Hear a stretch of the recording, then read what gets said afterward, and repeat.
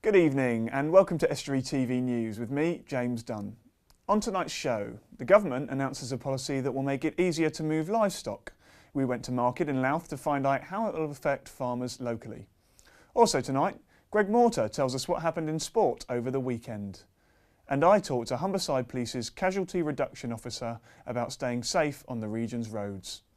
But first, here's Emma Lingard with the news headlines. 200 job losses are confirmed as part of North East Lincolnshire Council cuts.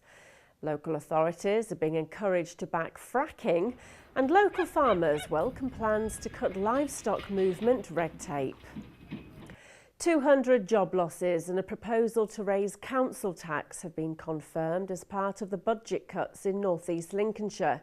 The council is being forced to find £76 million in savings between now and 2017 due to cuts in funding from central government. It'll mean 162 redundancies in the next financial year and a further 66 the following. Council tax will rise by 1.9% for 3 years in a row, which is the largest increase a council can impose without triggering a referendum. Leader Chris Shaw says local councils are at breaking point because of unprecedented cuts to budgets. We're going to get to a stage, I think, in local government where local government, which is now the most efficient part of government, a lot more efficient than Whitehall, is going to have to say to Whitehall, I'm sorry, but we can't deliver those services for the money you give us. You best keep the money and deliver it yourself. And I think when that happens, government might wake up and pay attention, because I challenge government to deliver any of my services cheaper than I deliver them as a council. Local councils that back fracking will be able to keep the money from business rates as part of a government drive to promote drilling. Prime Minister David Cameron said it was part of a drive to secure Britain's future. The news comes as Total UK announced it would be drilling 2 exploratory wells in the Gainsborough area. Though no applications have been received in North East Lincolnshire, Council leader Chris Shaw said the authority would not be opposed to it. Well, I think they'll have to come forward with a programme first to let us know. And then, like we said, we're down to what the local people think. If local people in the area are opposed to it, then I would think the council would support those local people in being opposed to it. If there's not opposition and there is money available and there are jobs going to be created, then we'll look at it on the basis of, will those jobs go to local people? And will that money be spent in the local area and not be siphoning off to be spent elsewhere? Calls have been made for investments in the local rail network by Martin Vickers, MP for Cleethorpes. A feasibility study into the electrification of the route between Doncaster and Grimsby was asked for during a debate in the House of Commons on intercity rail services. Mr Vickers said such investment was vital to ensure the area achieves its full economic potential. Drink drive figures for the Humberside Police region were reduced by 3.4% last year. PC Barry Gardner, who led the Forces campaign, said the reduced figures showed people were taking note of how dangerous drink driving is. Across the area, 4,741 breath tests were carried out, with 165 proving positive. Changes to livestock movement rules will save farmers and taxpayers £70 million over the next 10 years. The announcement by Farming Minister Owen Paterson was welcomed by local farmers at Louth Livestock Centre, as it means less red tape and complex rules. It almost certainly will, I think, because at the moment the agricultural industry has an awful lot of bureaucracy to deal with. So any relaxation in the bureaucracy will undoubtedly help the farmers in the movement of their stock around the countryside. The first 12 local businesses to benefit from the Growing the Humber Fund have been announced. So far, they've drawn down a £2.2 million grant, which contributes to a total investment of more than £10 million and created 158 jobs. Quick Tough in Hull, which manufactures toughened glass, is one of the companies to benefit and is using their £300,000 to expand their premises. Groups in Lincoln are being urged to bid for cashback, which has been confiscated from illegal moneylenders as part of initiative by Lincolnshire County Council's trading standards. Resident schools or groups benefiting those in the Moorland, Birchwood and Hartsholme area are eligible to apply. Businesses in Hull could be breaking the law when using A-boards to advertise their goods and services. Hull City Council is urging owners to check they have the right permissions before placing the boards on the highway or on public land. From February the 1st, anyone without the authorities' consent will be asked to remove the advertisement. And that's all from... Thanks, Emma. Lincolnshire is known nationwide for its arable land and local produce, so when DEFRA announced a move that should make things easier for cattle farmers, we wanted to know if it would benefit the farmers in this region. I went to Louth Cattle Market to speak to local people in the industry.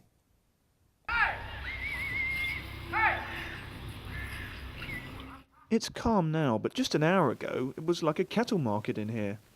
Farmers come here to Louth to sell their livestock to finally collect after months, even years of hard work raising their animals. And it's not an easy time for them. I think the cattle farmers and sheep farmers in this area, they're doing okay, but it's had 2 very difficult years with bad weather, which has increased costs for wintering, and also it's had an effect on the cost of the end product. And bearing in mind we're coming out of a recession, that has an ultimate effect to the end product price as well. So it's not as straightforward as people think. And it's not made any easier by government policy. Currently, farmers have to fill in detailed paperwork when they move a herd outside a designated 5-mile holding area, which can be daily and will likely be a last-minute decision. Well, depending on the weather, we tend to have several fields on other people's holdings, maybe 3 or 4 fields there, and then everything goes on the lorry. So there's a lot of moving about, especially at this time of year when it's wet. We have to move the sheep quite a bit, and then we have to fill out the licences, and there's quite a lot of paperwork. There's a lot to do, there's not enough hours in the day, and the more and more paperwork there is, it's just more and more legislation for us to get our heads around. And the government seems to be listening. It's announced that from 2016, farmers will be able to move their flock within a 10-mile radius in a policy that Environment Secretary Owen Paterson said could save farmers and taxpayers £70 million over 10 years and reduce the spread of disease. But will it benefit farmers?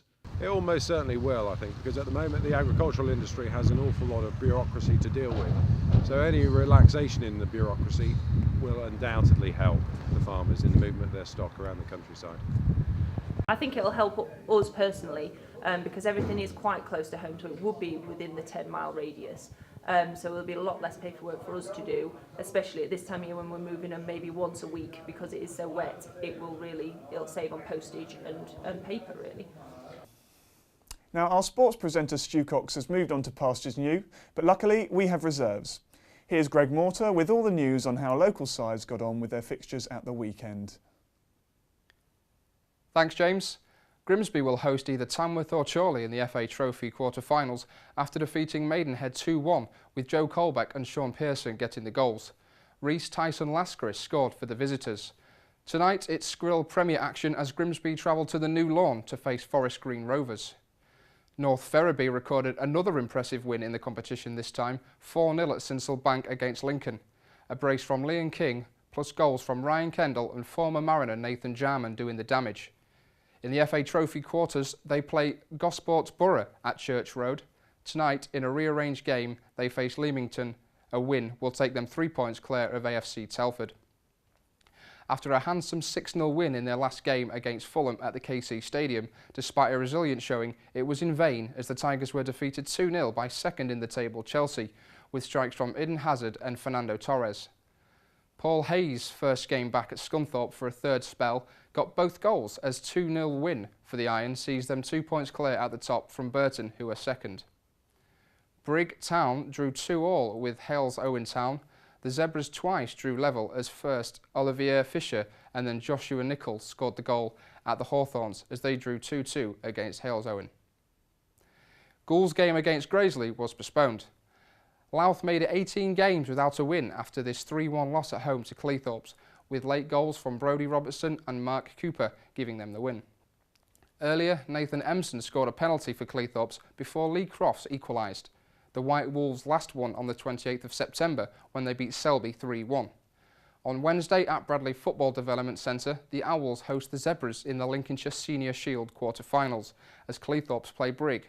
Kick-off at 7:45 p.m. Grimsby Borough were defeated 2-0 at home against Eccles Hill, with both goals from Daniel Holloway. Goals from Jack, Start and Nathan Smith made it a happy journey home for Bottisford after defeating Knaresborough 2-0. Tadcaster steamrolled Lincoln Moorlands Railway 6-0, who have now conceded 27 in their last 4, but only scoring 2 in those games. In ice hockey, Hull Stingrays were defeated away to Brarehead 4-3. In hockey, Grimsby Ladies First beat Burton PC 8-2. In rugby union, Grimsby suffered a disappointing 27-5 defeat away at Sleaford. Market Raisin and Louth were triumphant at home against Newark, winning 33-15. Unfortunately, Cleethorpes came from Derbyshire empty-handed as they lost 5-3 at Long Eaton. Here with me today I have Barry Gardner, Humberside Police's Casualty Reduction Officer for the South Bank. Welcome, Barry. Now, first of all, tell me a little bit about what it is your job entails.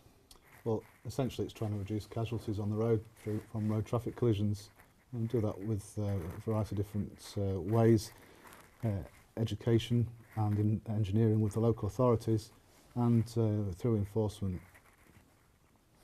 Now, we've just his biggest driving roads campaigns. The results have come in this January. After the Christmas period, the police try and tackle drink driving. Tell me a little bit about those figures.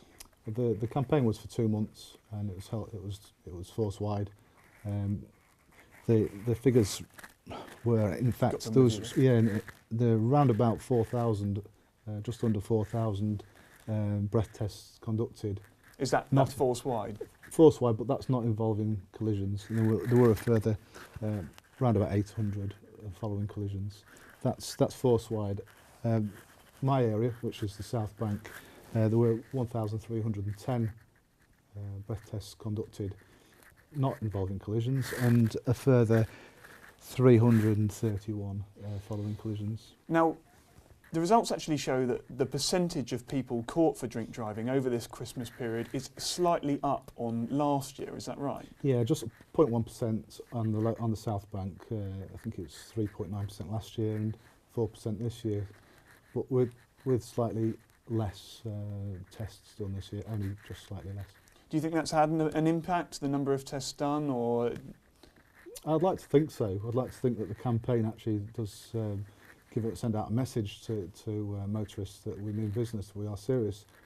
But 4% shows that 96% of motorists are actually complying with the law, and that's good news. But I mean, other statistics that you got show that drink driving does have a real impact on the number of collisions, particularly in the South Bank area. Yeah, in particular Grimsby area, unfortunately. I think totally on the South Bank it's around about 16% of people involved in crashes were over the limit, but 20% of crashes we dealt with had somebody over the limit in the Grimsby area. That's around 1 in 5, isn't it? That's unfortunately, yes. If ever there was proof needed that there's a direct correlation between drinking and driving and crashing, there's your figures for you. And I suppose that's why this campaign's important. Absolutely. It is a casualty reduction campaign first and foremost, because of the clear link between drink and driving and crashing. Yeah. But are attitudes changing? You know, where are we now compared to say 10 years ago? I wouldn't like to say that there's a massive amount of difference. I think everybody knew 10 years ago that there was a problem with drinking and driving, and as I've said, 96% of people we stopped, and nearly all of those were happy to be stopped and spoken to. They were not over the limit, hadn't had a drink, they complied with the law, but I think there's still the small percentage, that small percentage that are happy to go about doing what they like, thinking that they're not going to get caught. Brilliant. But that's unfortunate, and it's poor. Thanks very much for joining us today, Barry. That's all from the news today. Thanks very much. We'll see you next time.